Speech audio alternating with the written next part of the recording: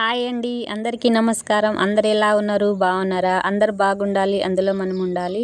మా దగ్గర తీజ్ పండుగ సెలబ్రేషన్ అండి. చూడండి, అమ్మాయిలు బిందెలలో దూరంకి వెళ్ళి అయితే నీళ్లు తీసుకొని వస్తారు. కొంతమంది జెంట్స్ అయితే ఇలా డప్పు కొట్టుకుంటా వస్తారనమాట. ఇంకా ఊరు మొత్తం మా లాంగ్వేజ్ వాళ్ళు మొత్తం కదిలి అయితే వస్తారండి. ఎందుకంటే తాత ముత్తాతల కాడ నుంచి వస్తున్న సాంప్రదాయం శీతల పండుగ, తీజ్ పండుగ. శీతల పండుగ అయిన వారం రోజులకి తీజ్ పండుగ జరుగుతుంది మా దగ్గర. అయితే ఇక్కడ మేము ఇప్పుడు సిటీలో అయితే హైదరాబాద్ సిటీ బడంగపేటలో అయితే తీజ్ అనేది జరుపుకుంటున్నామండి. ఊర్లో అయితే ఎలాగంటే నాయక్ అనేసి ఒక లీడర్ ఉంటారనమాట. వాళ్ళు మొలకలు వేస్తారు.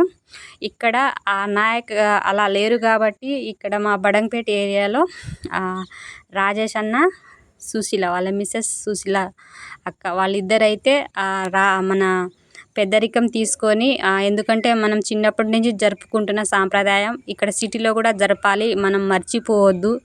ఎందుకంటే మన పిల్లలకు కూడా తెలియాలి. ఇప్పుడు మనకు తెలుసు, అలా మన పిల్లలకు కూడా తెలియాలంటే మనం ఈ సాంప్రదాయాన్ని మర్చిపోవద్దనేసి ఇక్కడ రాజేష్ అన్న, సుశీల అక్క అయితే ఇద్దరైతే ముందుండి మాకు లీడర్గా ముందుండి తీజ్ పండుగనైతే జరిపిస్తుర్రండి.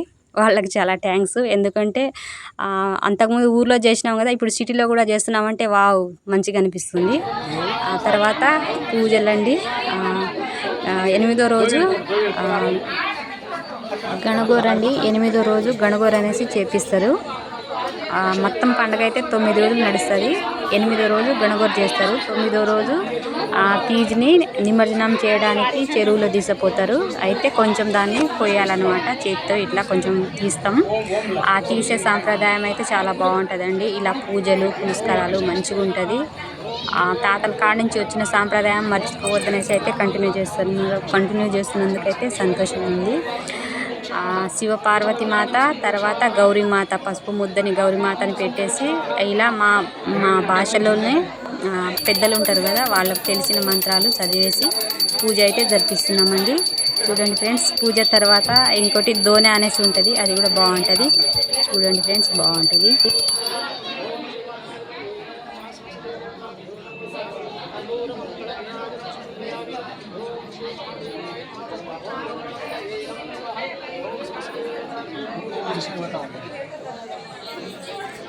ఈ పూజ అయిపోయి హారతి ఇస్తురండి. ఇక్కడ శివ పార్వతి మాత, గౌరీ మాతనైతే పూజ చేయడం జరిగింది. కానీ అక్కడ తీజ్ అనేది పందిర్లో ఉంది కదా, పందిర్లో అయితే మనకు సేవాలాల్, దుర్గామాత, మేరామాయాడి, శీతల భవాని అనేసి 7 అమ్మవార్లు ఉంటారండి.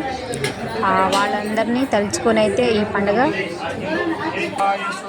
పూజ అవుతుందండి. పూజ అయిపోయిన తర్వాత దేవుళ్ళకు నైవేద్యం అయితే బియ్యం రొట్టెలు, బెల్లము, నెయ్యి మూడిటితో మంచిగా కలిపేసి, మెత్తగా కలిపేసి వాటితో అయితే నైవేద్యం పెడతారు.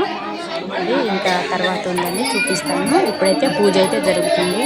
అందరూ బాగుండాలి, పిల్ల పాపలు చదువు కానీ మంచిగా ఏదనుకుంటే అది అందరికీ మంచిగా జరగాలనేసి అయితే ఇది ప్రకృతి మనల్ని మంచిగా చూడాలి, టయానికి వర్షం రావాలి, పంటలు మంచిగా ఉండాలి, అందరికీ బాగుండాలనేసి అయితే ఈ సాంప్రదాయం అండి జరుపుకోవడం జరుగుతుంది. తీజ్ పండుగ మా ఇళ్ళల్లో చాలా బాగుంటుంది ఫ్రెండ్స్. ఎందుకంటే చాలామందికి తెలియదు కదా తీజ్ పండుగ అంటే ఏంటి అంటారు. మాకు తెలియదబ్బా, మా సైడ్ లేదు అనేసి అంటారు.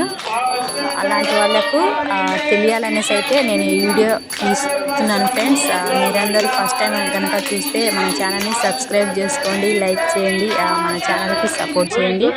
ఇదిగోండి, ఇదన్నమాట ప్రసాదము. అదే బియ్యం రొట్టెలు, నెయ్యి, బెల్లము.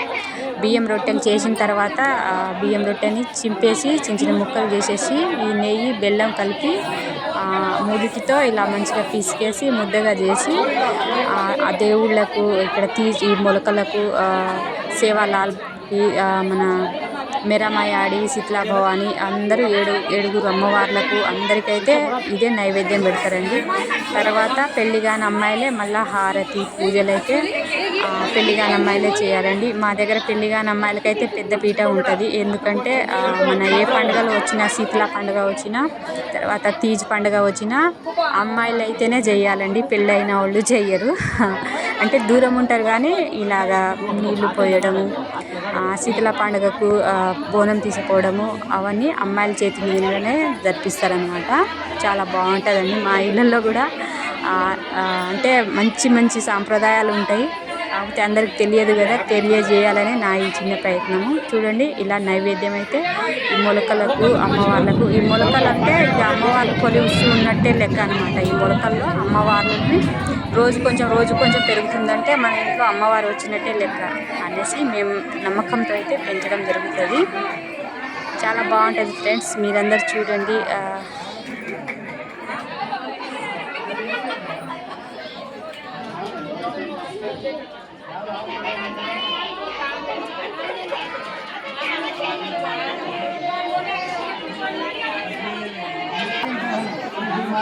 ఇలా పూజ అయిపోయిన తర్వాత ప్రసాదం అయితే అమ్మవార్లకు ఈ ప్రాణికులకు ప్రసాదం పెట్టేసి అన్ని దేవుళ్ళకు అమ్మవార్లకు ప్రసాదం పెట్టేసి తర్వాత అండి భోగ్ అంటారు. ఇదిగోండి భోగు అంటే మన ఇక్కడ తెలుగులో యజ్ఞం అంటారు కదా, అలాగా మేము భోగ్ అంటాం.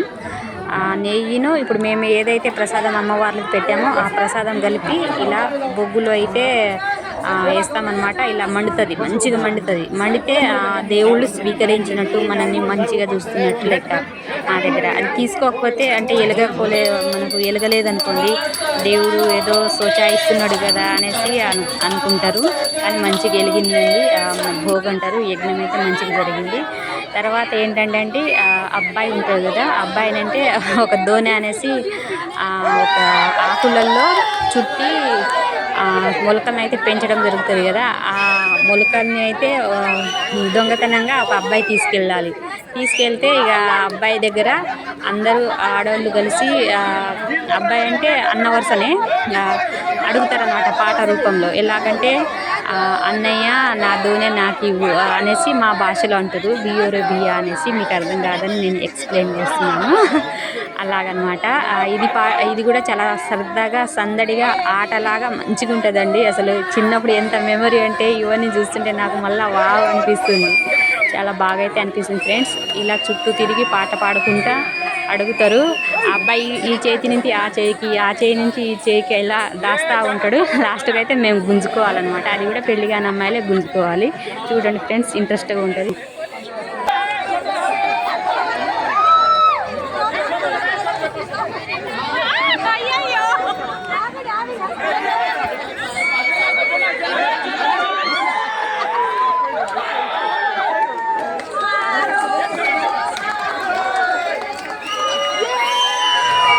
చూడండి ఫ్రెండ్స్, లాస్ట్కి అమ్మాయి గుంజుకున్నారు కదా, బాగుంటుంది. అది పూజ అయిపోయిన తర్వాత అక్కడ మా వారు, ఇక్కడ నేను, తర్వాత ఇక మన పండగ కోసం సెలబ్రేషన్లో జరిగిన ఇగో ఈ అక్కనే సుశీల అక్క అనమాట. తనే లీడరు. తను ఇంకా మన మా పెద్దలు అతిథులు, మేము పిలిచిన అతిథులు IAS IPS రామ్దాస్ అన్న, రామరెడ్డి అన్న, ఇంకా చాలామంది ఉన్నారు. అందరైతే ఇలాగా పండుగనైతే సెలబ్రేషన్ చేసుకున్నారండి.